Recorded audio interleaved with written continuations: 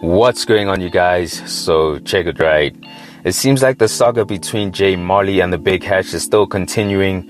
Now, if you guys watched my previous video, you'll know that Molley called out the Big Hash, as well as Flvme for speaking on him in the streets. And it seems like he isn't done calling them out, as he still had a lot more to say. Check this out.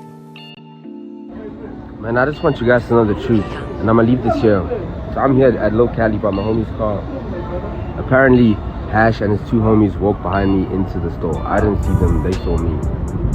I get in the car, my homie gets in the car, we go to the garage. My homie tells me, yo, Hash came to me at the store and was shaking and said, Uche, please, I don't want any problems with Molley. Please, just tell him to chill. I don't want any smoke. My friend's like, don't worry. My friend tells me this in the car while I'm at the garage. Boy, I rush back so fast to come back to the store. Nowhere to be found. I went in there busting, where's Hash? Nowhere to be found. Got disarmed by the bodyguards. Whole fucking thing. I just want you to know, bro.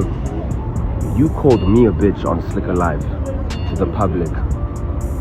Who's the real bitch though? Me or you? I didn't call you a bitch, but clearly you are one.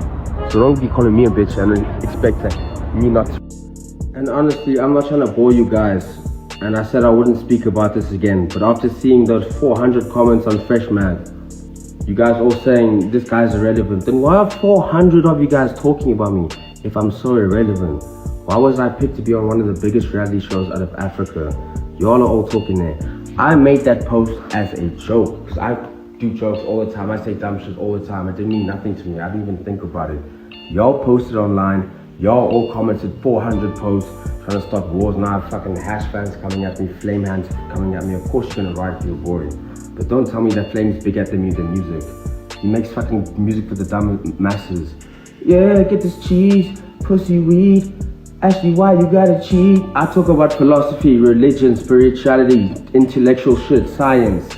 But listen to my music. I'm not one of them boys. Hash, don't even fucking come at me, boy. You my son, dog. I took a year mental health break. You still didn't overtake. See, I'm done talking about you guys. Just keep my name out your mouth. Don't talk about me on the streets. Don't go on Stick or Life and say I'm a bitch when you the one that's a bitch.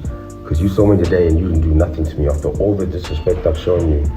So please, brother, I'm done with this beef. I don't want to talk about it no more. I'm not doing this for relevancy. I did it as a joke. I don't need relevancy. I'm on the biggest fucking reality show in Africa. And I'm about to drop a tape, and it's about to be booming, baby. We're getting more money than ever. So I'm done with this now. It's over. Just stop talking about me, and I'll leave you alone as well. Cool. So don't be thinking I start these beefs, because I don't. I'm a very nice guy. I greet everyone around me, salute them. Go ask any fan that's met me that said I'm the most humble rapper they've ever met. I'm a nice guy. I turn into a demon when you start selling with me. Hash, you started that shit with me. Flvme, you told me, fuck you, fuck your team. You started that with me. I'm just no other rappers in SA, because they ain't started shit with me. Difference is you guys can't say that to my face. You say it online and everything, but they don't come online because they can handle the attention. I can handle all the attention. After school and that's detention, I can handle all the conflict. You guys are too scared. Hash, boy.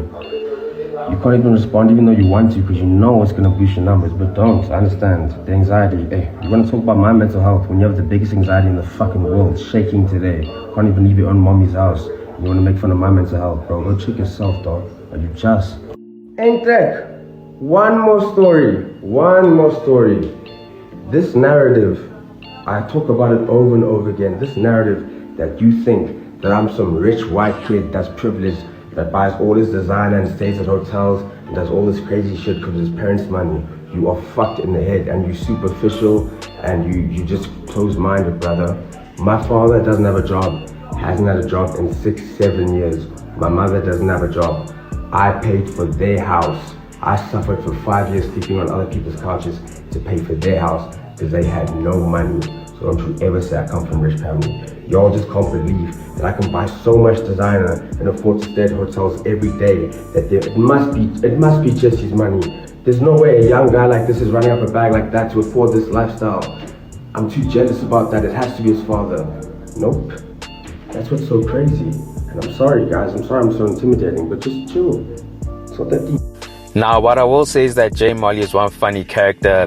I mean, I always thought of him as this closed-off individual who's more so on the quiet side. But with these lives, we actually get to see a different side of him where he's actually talking his shit. Now, he said a few key notable things in these lives which I found to be interesting. Firstly, it sounds like he actively went searching for Hash, I guess to confront him in person. Thankfully, Hash wasn't there when Jay arrived, because if you heard what he said, the bodyguards at the establishment had to disarm him, which sounds crazy. My only question is this, right? What was Jay gonna do if he actually saw Hash, considering that he was armed? Things don't really need to escalate to the point where weapons are getting involved, because beef amongst your peers isn't worth it if it means your life is in danger. But anyways, another thing that Jay said is that Hash is a bitch. And in all fairness, J Molley was called a bitch first by Hash on Slicker on Life. Check this out. So they asking the record label you assigned to, did it task you to beef with J Molley? How you guys doing? How are you and J Molley? How's things doing with J Molley? Nobody tossed me to beef with anyone, dog. That man just straight up became a bitch, bro. You know? Okay. Like, nah, like, peep this, nah. Like, I'm gonna say this in the most respectful way possible. Well, not after you just said he became a bitch. But nah, look, yeah. Nah, I still think he's a bitch, bro. Anybody that could say my mom out of their mouth, bro, I consider you a bitch, bro. Now, in regards to Flame, Jay said that he makes music for the dumb masses, which is a ridiculous statement in my opinion. I mean, we all know that music is subjective, and we all have our preferences, but just because Flame doesn't make music about religion or spirituality, well, it doesn't mean he makes music for the dumb masses. If anything, he makes music that is relatable, usually along the lines of heartbreak and relationships. So even though Jay doesn't mess with Flame, I do think it was foul for him to say that. Plus, I'm pretty sure that a lot of people would agree that Flame makes better music than J Molley. But hey, I could be wrong. But anyways, you guys let me know your thoughts on this. Is J Molley out of pocket for all the things he said? Or is there some reasoning to his actions? Comment down below. Anyways, guys, thanks for tuning in, and I hope you enjoyed. Please make sure to hit that like button if you found the content dope, and hit the subscribe button if you haven't already. It's on to the next one. Peace.